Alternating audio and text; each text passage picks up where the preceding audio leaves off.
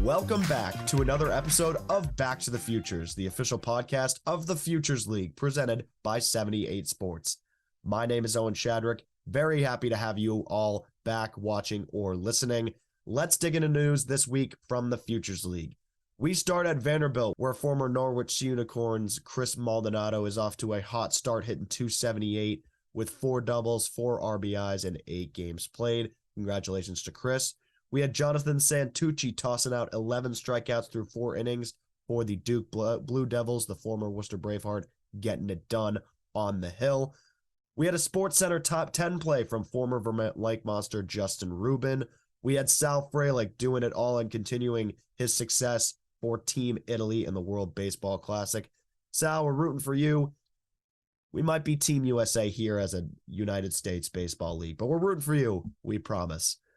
Other Lake Monster news, Colby Brulette, a member of the Lake Monsters since their inauguration into the league in 2021, is back for the 2023 season, so he will be a 3-time veteran. And the Lake Monsters also announced new bracelets, Dig In for Pete. They are $5. They can be purchased through the Vermont Lake Monsters store on their website. We will also put the link in the caption below on this podcast. Please continue your support for Pete as he battles brain cancer. On this episode of Back to the Futures, we have Norwich Sea Unicorns General Manager Lee Walter Jr. We loved having him on the show and hearing his perspective about being in the GM seat after being with the organization since 2018. He talks about promotion schedules this summer, the roster buildup for the Sea Unicorns, how he got into the position that he is in, and we had to throw in some questions about the new Major League rules as well. We thank Lee again for coming on. We want to get you to this interview, so here is Lee Walter Jr. We are honored to be joined by our next guest here on Back to the Futures. He is the general manager of the Norwich Sea Unicorns. It's Lee Walter Jr. Lee, how you doing today? Doing well today, Owen. Thank you. How are you? Doing great, man. Ready for this episode here, and we'll get started right away. You've been with the Sea Unicorns since 2018, but before last season, you were named the team's general manager. What did that promotion mean to you? Well, it meant a lot. Obviously we went through a transition here with, losing our minor league affiliation and then joining the Futures League, which has been great for us. And, continued to have a lot of change with, front office personnel leaving, throughout the time changes. And, so to be promoted to GM was awesome. It's something that I really wanted, felt I was ready for, and thankfully everybody else agreed. And, here we are. And those changes you talked about, how do you deal with them as someone who's continued to shift positions and move up in the Sea Unicorn organization? Well, I mean, it's just one of those things, you learn to adapt. What's great about baseball at this level is, it's all hands on deck. So everybody kind of has a hand in what's going on throughout the organization. And so, that combined with previous experiences in my life really kind of prepared me for this and to be ready to do this. And it was a pretty seamless transition. Yeah, we will get to your background a little bit later on in the show. But the shoes you filled were pretty big shoes from CJ Knutson and Dade Skirmerhorn, who made their way up to Vermont. What have the two of them taught you about being in this position as a general manager? And what was it like working for the two of them? Yeah, you're definitely right about the big shoes to fill. CJ and Dave have been here with the organization for 10 years. CJ, obviously had previous experiences working in Vermont as well. And, and Dave worked his way up from, being an intern the last year of the AA team here to, being the community engagement guy, I think it was, and then working his way up to GM. And, being able to work with both of those guys for a couple of years on a day-to-day basis and see how they did things was, awesome for me in terms of, kind of developing my skill set for taking over this position. And I couldn't be here without those guys for sure. Yeah, we're happy that those guys stayed in the Futures League for sure in Vermont. And I've had a number of GMs on this show before, and I always ask them because I'm curious in terms of your perspective. What is your day-to-day like as a general manager? Well, so it obviously varies depending on the time of the year. Since I've taken over as GM, obviously last year it was a lot about sponsorship sales and trying to keep sponsors on board from previous years, try to find new sponsors, working on the promotional schedule and, trying to hire people to put in the right places for our organization. Then once you get into the season, it's a grind. And one of the things that I've enjoyed doing but shouldn't really be doing is a lot of the field work and grounds maintenance. We don't have a full-time groundskeeper here, and so I bring in some part-time people to help, but obviously that means that I end up doing a lot of that field work. And then obviously it's spending time with the fans during the game and overseeing and making sure everything's running smoothly, concessions, ticket office, merchandise store, all that kind of stuff. And then once we got to this past off season, I built our new website from scratch. It took me good 7 weeks of almost all day long working on that. And, and then obviously again, the same thing, sponsorship sales and promotional activity and all that kind of stuff. So, it really just kind of depends on the time of day or the time of the year. And, and then I'm also involved in a lot of other things, in the community too. So that takes up a great deal of time. But I enjoy doing it because it helps us out in the back end. Yeah, that's great. And you mentioned the website. It looks great, by the way. You did a fantastic job on it. Appreciate that. And you beat me to it. I was going to ask, you're a man of many talents, and that includes groundskeeping and the groom work on the field. You're one of, I think, 2 or 3 GMs in the league that actually does that, which is funny that we have multiple GMs in that position. For those wondering, I guess, when you said that you don't have a full-time groundskeeper, how did you kind of land on that position, especially now that you're still doing it? Yeah. So, back in 2021, when we were, still deliberating what league we were going to join, people in our front office were finding new jobs just in case we didn't stick around. And, we found out we were going to be playing probably about 3 or so weeks before that 2021 season. And, just as we found out about that, our groundskeeper, who had been here for many years, had landed another job with the Worcester Red Sox as an assistant groundskeeper. And, I thankfully had some experience working on the field from when I was in college as a student assistant coach at Eastern, and then working the fields for my kids' little league games and things like that. So as we were trying to find a groundskeeper for that season, I kind of just stepped up and did it because I was the only one that really knew enough about it and was able to get through. And in that meantime, we've been still trying to find some people to work on the field. But yeah, I mean, it's just one of those things where when you're the only person that really knows the ins and outs of it, you kind of have to do it. So. Yeah, I'll never forget my first game at Dodd Stadium last year going, "Oh, where's Lee?" and looking down on the field and being like, and somebody pointing at you on the tractor. Yeah. Yeah. In the field. Yeah. But it's fun though. I enjoy it. It's the only downside to that part of it is that when I'm doing that after batting practice, it obviously takes me away from being up on the concourse as fans are entering the stadium and, not being able to interact with them at that time. And, and that's why, as soon as I get off the field, I start making sure that I'm interacting with the fans as they're milling around. Of course. As I said, man of many talents. Well, I don't know about talent, but, you get the job done anyway you have to. Absolutely. And you've talked about it, Dodd Stadium. It's a great place to play baseball. It's seen so much action over the years. What are your favorite memories from your times there? Well, I mean, it's, I've got a unique perspective, right? So I can remember being a college student when the stadium opened back in 1995, and I used to come to some Navigator games back then, and then seeing the transition over the years with the team name changes and then losing Double-A, but picking up the New York Penn League team with the Connecticut Tigers. And then even before my full-time work here, I worked in the press box as a game day employee. I was their live stringer.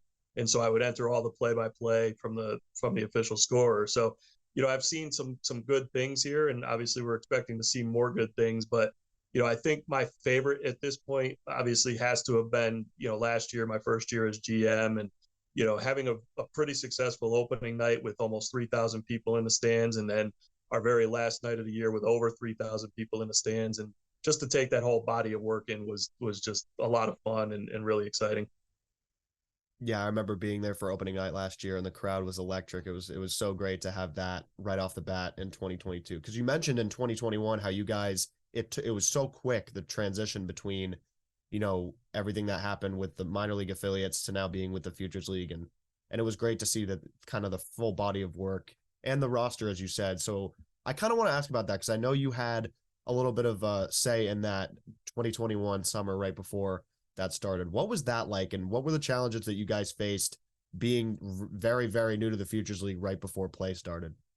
Yeah, I mean, that was obviously very tough. We like I said, we lost our groundskeeper probably a day or so after we had announced that we were going to play in the Futures League. We didn't know it at the time, but Dave was actually starting to transition to Vermont.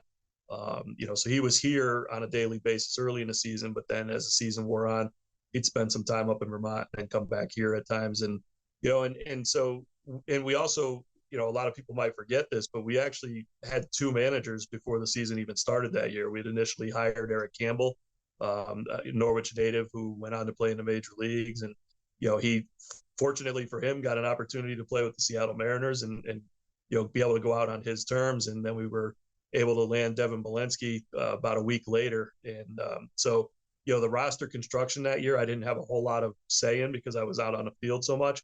But I know it was tough, for the guys that were involved in that and just kind of piecing it together. And, and then unfortunately too, not that I'm complaining about anything that happened, but with me being out on the field, it took me away from doing the sales that I would have been doing that year. And so it made it a tough and challenging year, but rewarding at the end because we were able to get through and be fairly successful for only having a few weeks to get ready.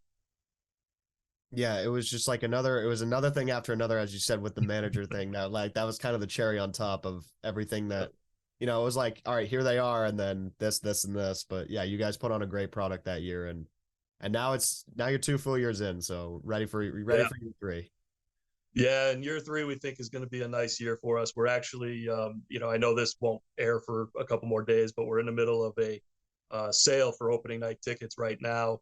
We call it our Pie Day sale, where we sell reserve seats for $3.14, and we've already sold over 600 tickets, and we're barely past noontime right now, which is pretty amazing for opening night. And so we're expecting a really good crowd and got a lot of nice promos set up this year. So I think it's gonna be a really good year for us this year. Yeah, Pi Day 314. We're recording this on Tuesday the 14th. That's a great idea to get some sales in there. Yeah, and it's something we've done since our Connecticut Tigers days. So we brought it back last year after obviously taking 2021 off because we didn't know we were playing at that point. And so this will be the second year in a row as a Futures League team that we're doing this sale. And last year we sold about 750 tickets for it. So we're going to beat that number pretty handily this year. Yeah, that's what we like to hear right there. Yeah. And Pi Day, you mentioned it. That's a promotion. I wanted to ask about the promotion schedule for this summer. I know it's a little early in the off season here, but anything notable on that list in terms of promotions for the summer? Yeah, so actually a lot of it's already on the website now. We're going to continue to have 8 fireworks shows. So opening night on Memorial Day, we'll have a fireworks show after the game. We have 5 Fridays that we're going to play at home. That's been our traditional firework night. We're home on Monday, July 3rd, so we'll do our Independence Day fireworks that night. And then our last night of the season on Saturday, August 5th, we're going to do fireworks on that one as well. So that'll give us our total of 8 fireworks shows. Every Saturday night home game this year, we're going to have live music before the game. So we're going to bring in a different local band every Saturday. We're going to open the gates an extra hour early, so at 4:30, and the band will play for 90 minutes prior to the game, which will be a lot of fun. And then we're going to have some other promos too. Sundays have always been our kids' fun day. Post game, they'll be able to run the bases and then have a catch in the outfield as well. Thursday nights, almost everybody has some kind of Thirsty Thursday promotion. And this year we have the added benefit of I worked with 2 local breweries to come up with a collaboration beer for us that will feature on those Thursday nights, which will be awesome. Aptly named the beer to be named later. So we're going to actually run a contest through the season where people can submit nominations for what the beer might be named following the season and going into next year. And then a few other things that we have on the docket. A couple of our Wednesdays, we're going to have an education day game. And then we also have a camp day game every summer. So those games will start at 11 a.m. as opposed to the traditional 6:30 time. And then our Tuesdays, we only have a few of those. So we're going to do $2 Tuesdays. We're going to make a nice cheap night for everybody. Not that it's already not expensive, but $2 tickets in the grandstand sections, $2 parking, $2 hot dogs, and some other $2 features on Tuesday nights. Yeah, that is a loaded group of promotions right there, but those will be fun. And I remember, specifically when I used to go to Connecticut Tiger games all the time, and the kids run the bases is always so much fun. And I know they love that and appreciate that. So one of the many, no, go ahead. No, I was just going to say it's a fun promotion. And, we used to have a catch prior to a few years ago, and we're going to bring that back because that was always a lot of fun to watch all the families have a catch in the outfield afterwards as well. Yeah, it's going to be a great summer, and I'm excited for that beer name. I think the fans are going to come up with some clever names, and I'm excited to see what you guys you end up choosing for that. Yeah, I have no doubt about that. And quite frankly, too, it wouldn't surprise me if several people say just keep it beer to be named later because it is such a unique thing. And obviously, I named that after the player to be named later, which is the most famous and most often traded player in baseball history. Right? You see that in almost every transaction at the major league level. That's a good point. I think I'd actually vote for that, the beer to be named later, because it's a baseball term It technically. is for So sure. there you go. And before we get into your background, I do want to ask about roster construction for the summer. We've seen announcements for a couple of players. How is the team shaping up? And is there any player or pitcher in particular that fans should watch out for? Well, so I'll tell you, we've got a new manager this year, Kevin Murphy, who was one of our assistant coaches this year. I've really left it up to him and the coaching staff to build most of that roster. They know the players better than I do at this point, being college coaches and, having those connections with other coaches. So, they've done a great job. I know that I've seen a few players are off to some really good starts this spring at their schools. But as far as who to watch out for, I'm not even sure I could answer that at this point. So, maybe we could circle back to that one at some point and be able to put some stuff out there for who to watch. We'll watch out for a player to be named later. Yes, there you go. Hold on, we'll get right back to the Futures, but first, we want to share a message from our friends at 78 Sports. Do you have kids playing baseball or softball? We all know practice time is limited, especially here in New England, not to mention the cost of lessons and cage time can add up very quickly. Save yourself time and money by giving your kids what they need to work on their game at home. Our friends at 78 Sports can help you put together the perfect at-home training setup.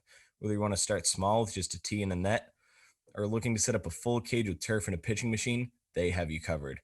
And I've used their stuff before. I've seen their facilities. They definitely cover everything. The team at 78 Sports design and install hundreds of at-home and commercial sports training facilities. So let them help you find the perfect setup for your space. Visit the 78 Sports website at 78sports.com. That's SEVENTY, the number 8, sports.com. For a limited time only, by just mentioning Back to the Futures, you'll receive a 10% discount off your order. That's SEVENTY, number 8, sports.com. Now, back to your regularly scheduled programming.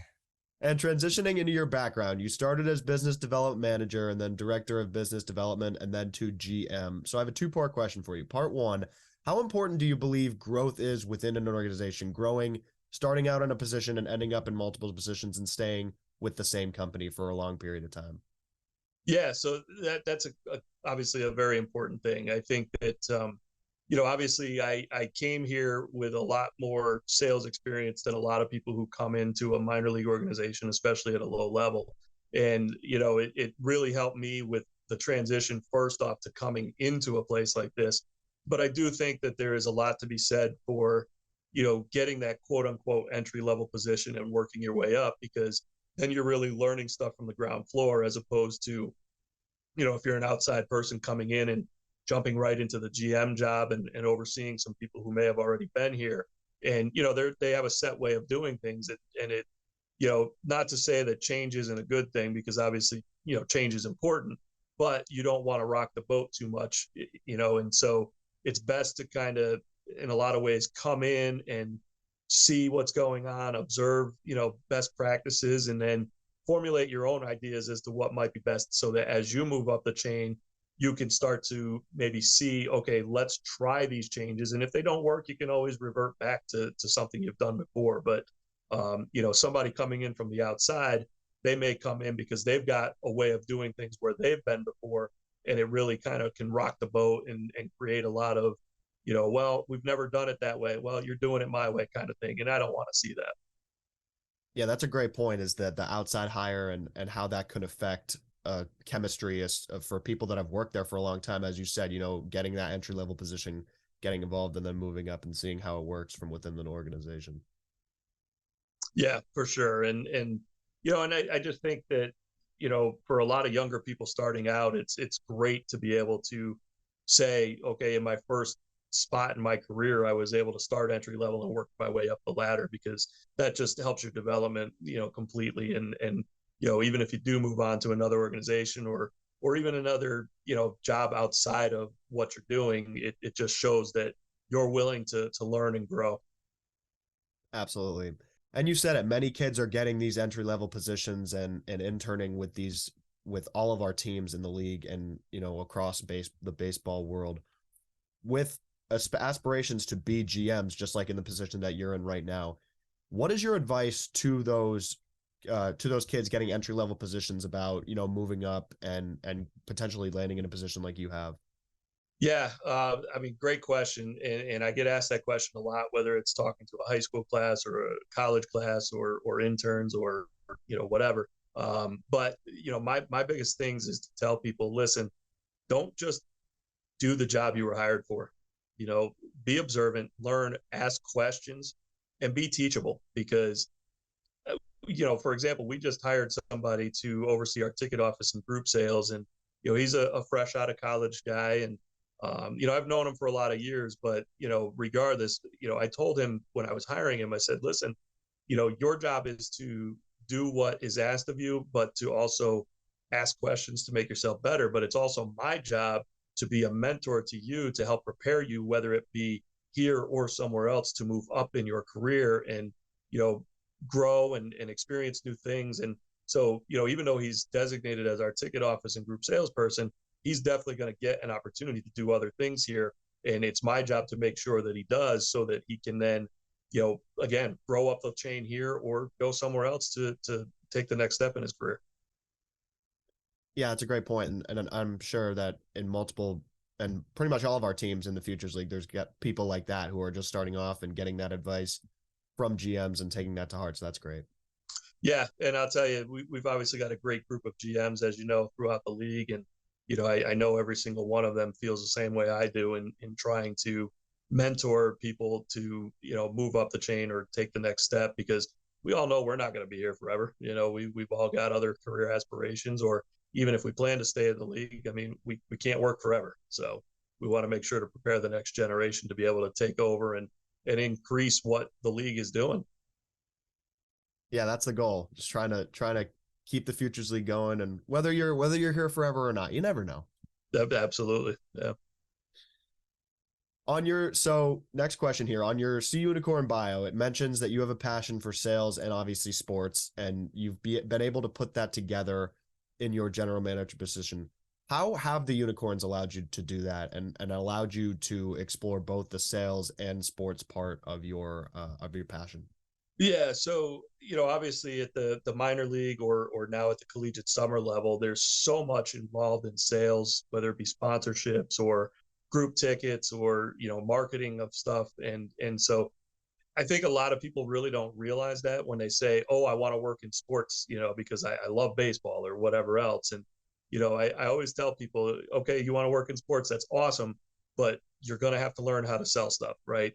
And so by taking the sports sales background that I had prior to coming to the organization, I've been able to take my skills as a salesperson and really sell something that I'm passionate about, which is baseball and the entertainment value of baseball. And so it's been a nice transition. And, it just, again, especially since taking over as GM, now being the lead sponsorship salesperson and overseeing all of the marketing and the promotional activity and stuff, it's really gotten my creative juices flowing that much more over the last couple of years. And, I think I'd have a hard time doing it if I didn't have that previous sales background. Yeah, you talked about it, the creativity and the ability to talk to these sponsors and knowing how passionate you are about baseball and being able to display that to them. It must do wonders for you. It does. It really helps a lot. And same could be said about any sport if I were working in a different sport too. But, as you could tell from my bio, baseball has been pretty much my entire life. And so again, even though it took me a long time to circle back to working in baseball, that other previous sales experience, it just did wonders for me. Yeah, 100%. And your background in sales, your background in sports, it all started during your undergrad years at Eastern Connecticut State. What was your time like there, and what were you taught there that's helped you in your career? Well, I tell you, I had a lot of great mentors at Eastern. One of them being Coach Bill Holowati, obviously a wildly successful collegiate baseball coach. 4 national titles to his credit. Thankfully, I was there for one of them, which was probably, outside of my kids being born, the most exciting time of my life. And other mentors that I had there, that some of them are still there. Some of them brought me back there to work a part-time job at one point before coming here. And, I had a lot of great experiences there as a student, as a student coach for the baseball team. And, I worked within the athletic department while I was there too. And just without all of those people that were there for me to help teach me and guide me in how to be a better professional, I don't know that I'm here today. And that's why when I think back on all of what those people did for me, that's why I want to be able to give back now to the next generation. Yeah, that's perfectly said. And it leads perfectly into my next question, which is about Coach Bill Halawadi and what he has taught you. What has he taught you? What's the most important thing that you got out of him learning under him as an assistant baseball coach? It's to bring the same mentality every day. We used to talk about, even though the school's nickname is Warriors, we used to talk about being Bulldogs all the time. And, it's that Bulldog mentality of, bringing your A game every day, no matter what you're doing, whether it's on the baseball field or, as a student, your academics, or, now in my career here with sales and promotions, it's, you're not being mean about anything, but you're really just giving your all every day to what you're doing and try to be as successful as you can. And if you can do that, then you can look back and say, okay, yeah, maybe we had some misses, but we were still successful because I gave it my all every day. And that was probably the biggest thing that Coach Alawadi taught me. Yeah, then that applies to anything. So that's great that he was able to teach you that, and now you can use that in pretty much any position that you have for here on out. 100%. And you mentioned it was one of the best times in your life on that 1998 championship team. The floor is all yours. I'd love to hear about it because it was cool. It was certainly cool reading about it. Yeah, no, I was very fortunate. I was in my second year as a student assistant coach, and so I spent most of my time with the JV team. That over those 2 years, kind of served as the pitching coach at the JV level. But I used my Bulldog mentality that Coach Halawadi taught me, and I kind of forced my way into a lot of the varsity games, at least at home if we didn't have a JV game. And I made it so that when the postseason came around, that there was no doubt that he was going to take me with them. And, I kind of worked as the bullpen coach during that time. And, I tell you, we had some great guys, some great players. Scott Chasen was our All-American closer. And it was easy, being the bullpen coach, because I used to actually joke with the scouts who would come down and watch him start to warm up and be like, all right, guys, he's going in. And then we all just walk in because we knew once Scott came into the game, it was over and we didn't have to sit in the bullpen anymore. But that was just such an amazing run. And it went by so fast, that whole season. We opened the new stadium on campus that year, and we were having a great year. And I don't know that any of us, we all knew we were a contender, but how many of us really truly knew we could win the whole thing until we got down to Salem, Virginia, and we're there. And we're playing in a minor league park there, and Eastern's new stadium was a big boost to us for that too, because it allowed us to play in a nice new facility. And I don't think we were overwhelmed by that big stadium like some of the other teams might have been. And again, we brought that mentality every day that nobody could beat us, and we just took it to them, and it was so much fun. I think back on all of that with such fond memories, and whenever we can get together again, whether it's small groups or large groups, it's always so good to see all those guys and see how everybody's doing and just talk about the memories from that. Yeah, one of the questions I always ask everybody on this podcast is favorite all-time baseball memory, and it sounds like that's your answer for that one. Yeah, that's a pretty easy choice. I mean, I was an okay player through high school. I obviously at that time thought I was better than I really was, but when I was in high school, we didn't win much. I never even made a state tournament as a high school player. So to be able to be part of that at Eastern was just truly amazing. And and I'm still obviously making memories because I get to now work in baseball and help sell the game and promote the game. And so I'm hoping that, there's a Futures League championship down the road for us that can maybe rival that championship that I won at Eastern as well. Yeah, there's always room for more championships. Never enough. Yeah, for sure. And as we're talking about teams from Eastern of the past, the current team is doing very well, and they had a lot of success last year. Plenty of Eastern players spread across you guys and the New Britain Bees, of course, the two Connecticut teams in our league. What was it like seeing their success, especially knowing that you had the success that you did there and watching what they've been doing?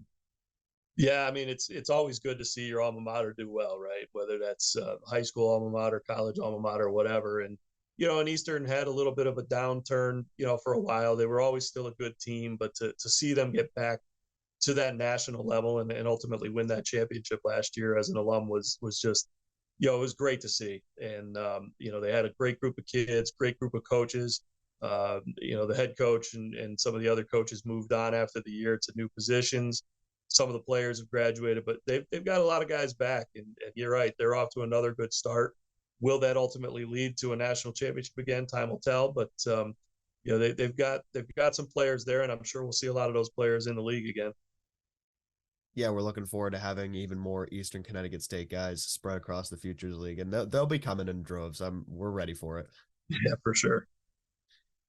And transitioning now from your undergrad to grad school, which was obviously many years apart, you went to grad school at Southern New Hampshire from 2015 to 2018. What was your motivation to go to grad school? Because as I said, it was a couple of years after you had graduated from Eastern Connecticut. Yeah, it was more than a couple. So that was a time in my life where I was going through some transitions. My position with the company that I had been with in sales was eliminated, and so I had lost my position there. And like I said, some of my old mentors at Eastern had brought me back already to work in the athletic department on a part-time basis, covering game management. And so, I was going through this time where I was wanting to get back into working in sports, but I didn't have the quote unquote experience necessary to, grab a job right away. And so between my time at Eastern and working some other part-time jobs to help make sure I had some money coming in, I decided that it might be a good time to get my master's degree, because my focus was really on trying to find collegiate jobs at that point. And I knew my master's degree would go a long way. So Southern New Hampshire was great because it was an online program that I could do at my pace. Their class schedule was awesome because they only run 10 weeks at a time. You could take a week off and then jump right into another class if you want. And so I just kept rolling right through that one class at a time. And it only took me about two and a half years maybe to finalize my master's degree at that pace, which was tremendous. And, while I didn't necessarily need that position to land the position with the Tigers, there's no doubt that it helped me. It helped me learn some new things, because when I went to Eastern as an undergrad, they didn't have a sport management major at the time. So I majored in communications with a focus on public relations, which was awesome for what I'm doing now too. But to learn all those new techniques and everything that they were teaching in the sport management master's program in Southern New Hampshire just absolutely helped me with what I'm doing now. Yeah, and we've talked to a number of GMs and coaches about this and the sport management degree and how important that has been to added curriculums at many colleges and to try and get positions like you as GM and owners across the Futures League as well. And it's just so important now because you get the business background with trying to learn the sport industry. And I think that's been a great addition to curriculums all across the country. Yeah, no doubt about it. And I hope that the programs continue to grow. I know that, my oldest son now is a freshman at Springfield College, and he's majoring in sport management too. So, what happens with him down the road, we'll see. But I know he's enjoying majoring in sport management and everything that could possibly happen for him down the road. And, so I hope that those programs continue to grow and do well for the students that want to major in it. Yeah, as do I, 100%. So you mentioned grad school, we talked about undergrad, and I wanted to ask, what is the most influential thing that you learned or were taught about the sport industry, and how are you applying that to what you do every day? I don't know that there's any one thing that I was taught that I would apply to it. I just think it was the overall body of everything, because what was great about, with the sports management master's degree program, there was just so many things. There was an event, leadership class. There was, all kinds of different marketing stuff, and even going back to my undergrad days with the communications degree that I mentioned, and focusing on public relations, it really taught me, how to work with and deal with so many different aspects of what we deal with on a daily basis, whether that be fans, sponsors, community leaders, business leaders, even the city leaders. So, I really think that instead of just one thing, it was really everything that I learned throughout that time. And obviously my experiences too have helped just kind of shape everything that I do. Yeah, that's great. And you talk about experience, and that's so important. And what we were taught, I went to UMass Amherst, and what we were taught there is getting involved, getting experience, getting your foot in the door as quick as you can, trying to get these entry level positions like we talked about, and just staying involved and staying active in the sport industry. Yeah, 100%. And again, that goes back to what I was saying earlier too about whenever I get asked to speak to a high school class or college classes, and the question always comes up, what is your advice?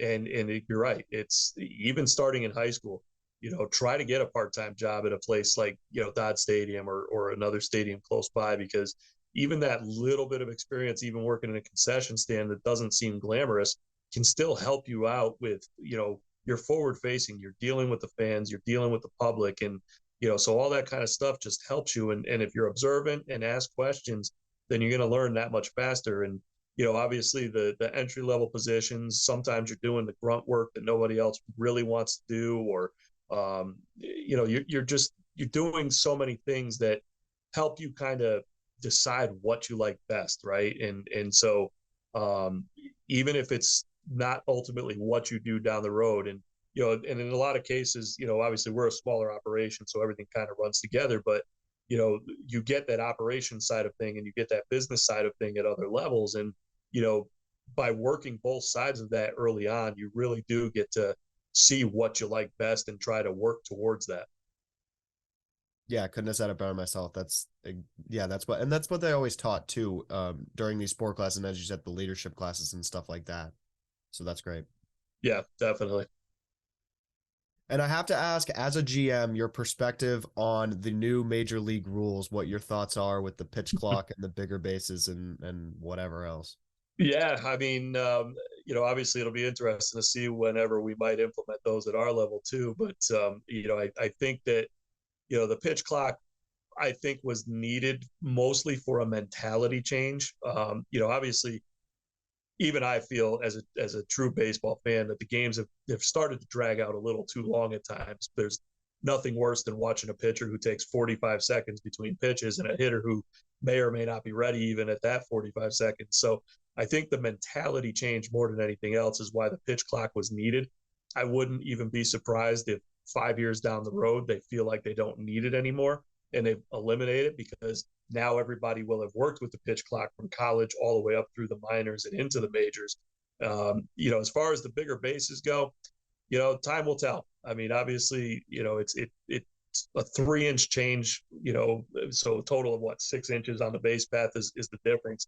I don't know how much of a change that's really going to lead to, but hey, if it does create a few more stolen base opportunities, that's an exciting play in the game of baseball, right? It's so many moving parts, from the runner trying to time the pitcher perfectly for his time to steal, and then the pitch being perfect, the catcher throwing a perfect throw to whoever's covering second base or third base. And so it's an exciting play. And I think that's really what Major League Baseball is trying to get back to, is creating more of those exciting plays, because, Theo Epstein, obviously great general manager, and a lot of guys like him who have created these 3 true outcomes of baseball, whether it's a strikeout, a walk, or a home run.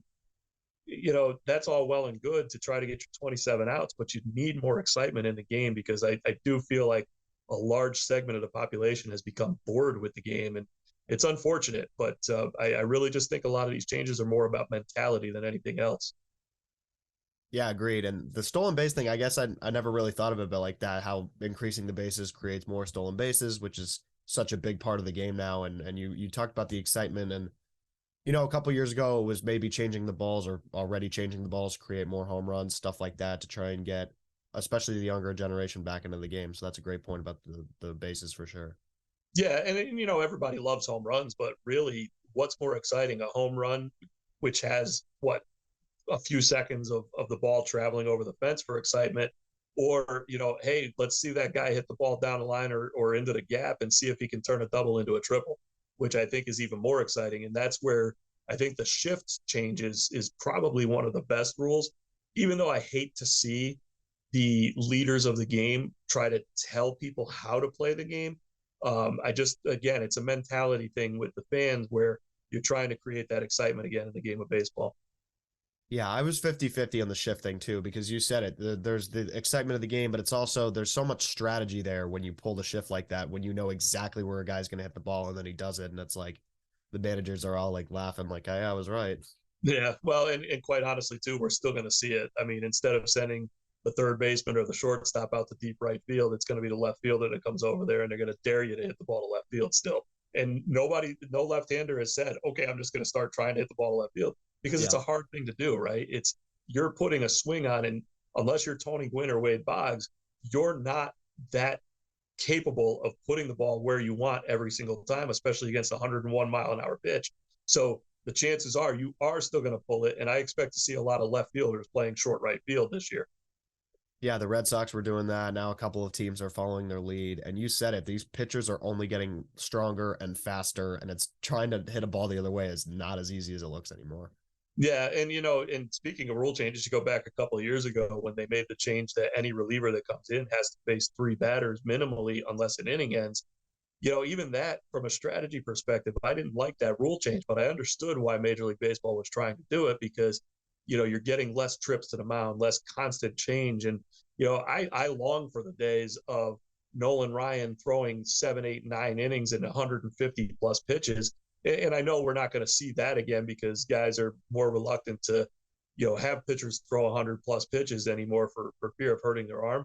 But I got to tell you, I'm in my mid 40s now, and I can remember in the 80s, there weren't very many arm injuries that ended up turning into Tommy John surgery. And now we're seeing a lot more of those. And it's not so much the kids that are trying to throw breaking balls too early, which everybody was afraid of for a long time. It's more about the velocity and all of these kids trying to throw as hard as possible before they've reached their full growth. And I think that, more than anything else, is probably causing a lot more of these arm injuries. Yeah, that's a great point. And you talk about, the relievers not being in the game anymore, and pitchers not. I miss that too. I miss the 7, 8 inning, 9 inning outings. Just the complete games were always so fun when you're watching a pitcher do that, and it feels like ancient history now. For sure. And I've always laughed at the stat that talked about a quality start being 6 innings with 3 or less earned runs given up. Well, if a starting pitcher pitches to a 4.50 ERA and we're considering that a quality start, I think there's something wrong there to begin with. And now nobody can make that quality start anymore, because the starting pitcher is expected to go 4 or 5 innings, and then you bring in a parade of relievers. Yeah, as you said, long for the days. Before we return to Back to the Futures, we want to share a message from our friends at Zorian Bat Company. Rob Zorian started the company, Zorian Bat Company, in 2003, literally out of the trunk of his car in Davie, Florida. Within 2 years, he was selling his wood bat line to Major League Baseball and continues to manufacture the highest grade wood bats for Little League all the way up to the majors. Rob Zorian, founder and president of Zorian, says, I started the company in 2003 to service all baseball players in the United States and beyond. And after 19 years, our mission has not changed. We are very excited to have the opportunity to work with the Futures League and wish all of our players and coaches a healthy and successful season ahead. For more information about Zorian, visit their website, zorianbats.com. Zorian, America's baseball brand. Now, back to the Futures. And transitioning back to the Sea Unicorns for a second, you mentioned it earlier, you guys have a new coach in Kevin Murphy. What are you expecting from him this year, and why was he the guy for you guys? So Kevin's a guy I've known for a while. He was actually a player at Eastern when I was there as a part-time worker in event management. And, I got to know him fairly well at that point in time. And I was always very impressed by his baseball acumen. He's a guy who, even when as a player and student, did a lot of coaching. I think did some umpiring as well. So he really, for a young guy, has a lot of knowledge and knows the ins and outs of the games very well. And, I think that as he starts off his coaching career, at this level, I really think that he's going to develop into a very, very good baseball coach. And, I definitely could have gone with somebody with more experience if I wanted to, but I really feel like when he came here as an assistant coach last year, guys kind of gravitated towards him, and I saw that, and that also impressed me. And obviously losing Devin Walensky after last year was tough. He had been the manager through the first 2 seasons, and we enjoyed having him. And so we're sad to see him go, but I really think that Kevin is going to do an outstanding job for us. And, I hope I can keep him here for a few years, but I think his future is so bright in coaching that it's going to be hard to hold on to him for a long time. Yeah, we are certainly going to miss Devin, but it sounds like Kevin is the guy. And we talked about it earlier, guys within the organization making an impact one year and moving up the next year. And you said if he has players gravitating toward him, that's all you can ask for. 100%. Yeah. Because the one thing you obviously need at this level is, it's not like we get a spring training, right? These guys come to us and, sometimes we're lucky to even get them before the season starts for any workouts. And so if a coach is able to kind of be a magnet and get guys to play hard for them, it's such an important thing. And with so little time to get ready for the season on the players' end of it, that's a huge thing. So I really think Kevin is definitely the right fit for that type of position. Absolutely. And every Sea Unicorn player, coach, personnel I've had on here, I have to ask you as well. You're no different.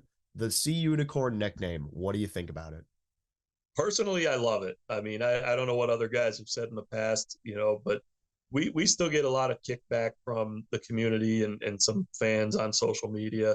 But, when we were going through that name change and we were still part of minor league baseball, that was the trend. And it still is the trend is, yeah, you've got a logo that in our case is a narwhal. It's a real animal. But as much as Norwich narwhals makes a lot of alliteration sense, that wasn't the direction of minor league baseball at the time. It was to create a fun name that makes sense with the character and just go with it. And I always point to the Hartford Yard Goats because obviously they're right up the road from us and they experienced a lot of that same stuff, but people still don't know what a yard goat is. And it's obviously got nothing to do with the actual animal, but they're still one of the top 5 selling brands in the country in minor league baseball. And so for us, obviously the logo is tremendous and the Sea Unicorns name is perfect for what it is that we're trying to accomplish. Yeah, I remember going to the stadium and seeing how packed the gift shop was of people wanting to buy Sea Unicorns merchandise. So that's great that you mentioned the Yard Goats. Yeah. And it's funny for us. I mean, we're 5 years into the name change. Obviously it'll be our 4 years into the name change right now, but being our 3rd season actually playing with the name, I mean, we still are selling quite a bit of merchandise as well, which is awesome. And if we can do half of what the Yard Goats did with our merchandise, we'll be very happy with that. Absolutely. And one final question for you.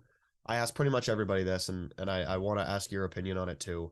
What do you believe the importance is of summer baseball, and how important do you think it is to grow the game of baseball through leagues like summer ball leagues like this?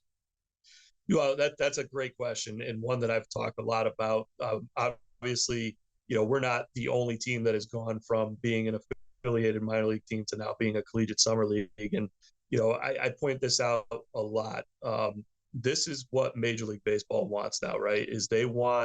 There's actually more collegiate summer league teams now than there is minor league teams that are affiliated in pro ball. And they want this, as much as we want it for our community, they want it too, to be able to continue to watch players develop. And they get the added benefit of obviously they're not under contract at this point, so they can see them develop without having to pay them. But, I think forgetting that part of it, they just want to see these kids continue to play at a high level, develop their skills. And that's what these leagues are providing now. And, I know the Cape Cod League has been around for a long time and is definitely the #1 summer collegiate league in the country. And there's some others that have been around for a long time as well. But, whether it's the NECBL or now the Futures League, which is growing in great strides, getting more of these kids in here that are already really good players and watching them develop. I'll use one of our players from last year as a great example. Actually, I'll throw a couple of examples out there. Last year we had Zach Zions from Bryant University, who unfortunately was injured last spring and didn't get to play at all for Bryant, comes to us, gets a chance to develop, gets into a game, and his very first collegiate at bat this year is a home run that I'm not sure even he would have expected. And so to be able to watch that was tremendous. And then obviously the other thing I like about our league is the rule that we have where we could take rising freshmen. And we had a couple of really good rising freshmen last year. And, I put an alumni spotlight out last week about Chris Maldonado, who came to us from the Toms River area in New Jersey, high school player who was going to be going to Vanderbilt and came here and played for us. And I'll tell you, he was voted, the best pro prospect in our league, which was amazing for a rising freshman. But it was different. I can remember vividly, I went to our final game of the year in Pittsfield last year, and it was the first chance I had all season, obviously, to sit and watch as a fan. And, they always talk about the ball sounding different off the bat of a guy who is going to go somewhere. But with Chris, I was amazed that listening to the ball coming out of his hand when he was throwing it across the diamond and how different it sounded from everybody else. And I'm like, I've never heard of that before in my own head. And so to see that, and now to see him, he's now at Vanderbilt as a freshman, didn't play much the first week or so, but now he's starting almost every game for Vanderbilt, hitting really well, hit his first career home run the other day. And so, I think that leagues like ours, and especially our league, are vitally important to the growth of baseball as these generations continue to want to play and better themselves. Yeah, those are two perfect examples of guys who have used the Futures League to their advantage, and it's great to see them continue to do well at their schools. Yeah, no doubt about it. And, that excites me every year. We'll get a few guys back from previous years, but to see new guys every year and then watch their growth as they move on with their college careers is just awesome. Yeah, that's great. And it's going to be a fun summer in 2023 with so many new faces in the Futures League. We can't wait to get started.